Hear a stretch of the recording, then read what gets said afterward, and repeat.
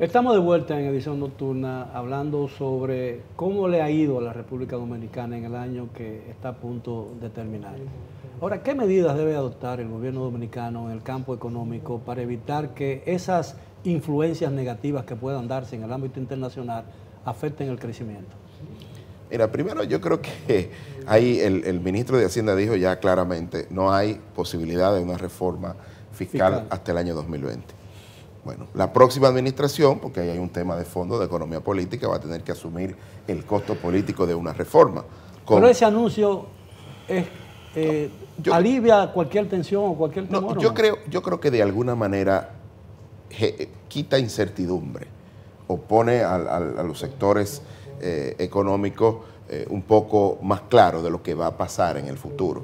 Porque obviamente esta administración comenzó con una reforma tributaria que empezó el 1 de enero de 2013. Entonces, obviamente aquí todo el mundo sabe lo que eso significa. Un gobierno una administración que termina, dice, bueno, no voy a cargar con el costo político, sino quien salga electo de las próximas elecciones que asuma un poco ese costo, por un lado. Por otro lado, creo, estoy tocando el gran tema de fondo, que no es solo la reforma como tal, sino la discusión redistributiva que se va a dar entre los actores económicos y sociales de este país, porque la percepción que yo tengo, y creo que comparto con algunos de mis colegas, es que las reformas económicas que han dado esta senda de crecimiento tan larga se están agotando. Claro.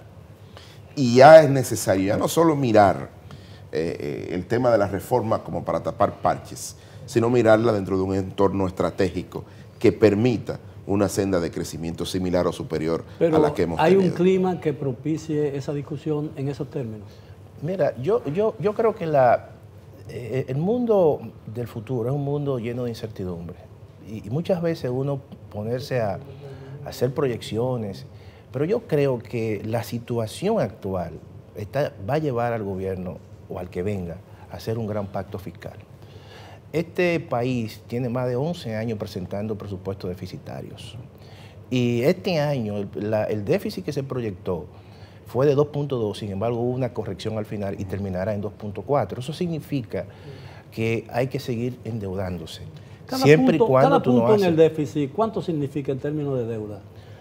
Eso, 75 mil millones de dólares. Bueno, para el próximo año el déficit proyectado, que es 1.7, es equivalente a 75 mil millones de pesos. Y tú tienes que buscar eso.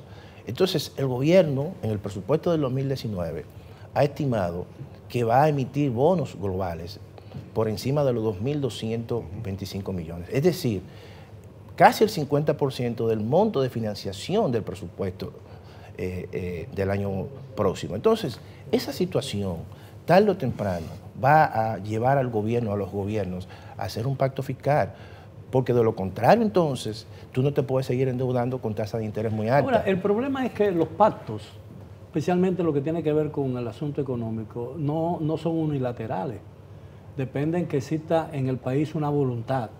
Y para esa voluntad se requiere mucho coraje político, porque los políticos dominicanos, cuando están en la oposición, todos, ocurrió en el PLD, ocurrió con el Partido Reformista y está ocurriendo con otros partidos en la actualidad, temen a la opinión pública nacional y entienden que un acuerdo con el gobierno es una especie de claudicación, sea en el campo político o en el campo económico. O sea, es que es el problema que para hacer esas reformas pasa lo mismo que con la salud de uno, ¿no? Claro. Lamentablemente la mayoría de la gente que al fin empieza a caminar es porque le dio un patatúm. O sea, lamentablemente es eso. O sea, la gente asume cambios drásticos solamente cuando se ve realmente obligada.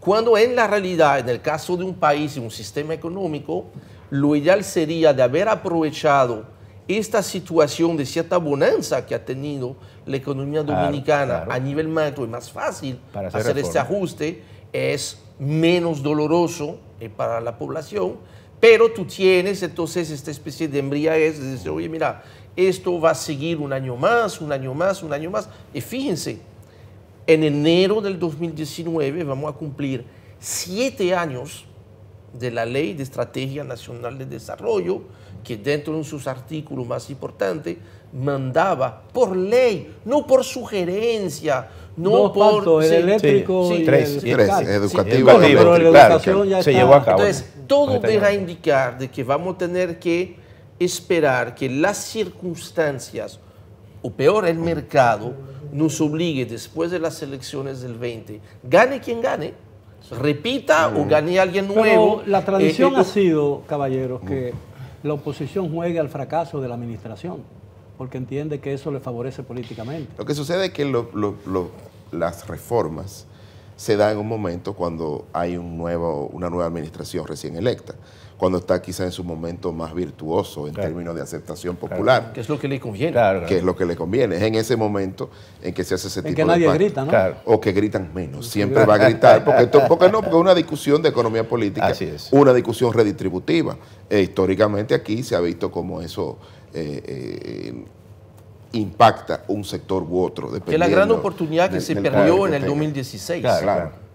Cuando gana por segunda vez Danilo Medina, era el momento perfecto, histórico para hacer esto. Pero era el momento en que el país parecía más dividido políticamente. En el 16. En el 16, claro. Incluso el partido de gobierno estaba fraccionado, estaba No, pero prácticamente fracturado. Pero creo que Henry dice que después de las elecciones, después de la No, victoria tan pero aplastante. quedó de todas maneras. Quedó el partido, solamente hay que ver la tradición dominicana y lo que ha ocurrido después. Pero yo creo que el momento más propicio para hacer el gran pacto fue en el 2012, 2013, cuando lo que hizo eso fue un parche. Porque en ese momento había una crisis importante, ¿no? Y el déficit en ese momento había llegado a un nivel muy alto. Entonces yo creo que estaban dadas las condiciones en términos del deterioro de la economía para tú hacer una reforma bastante importante. Bien, en los minutos finales tenemos que hacer una pausa. Quisiera que habláramos un poco cuáles son las prioridades en materia económica para el año que se aproxima.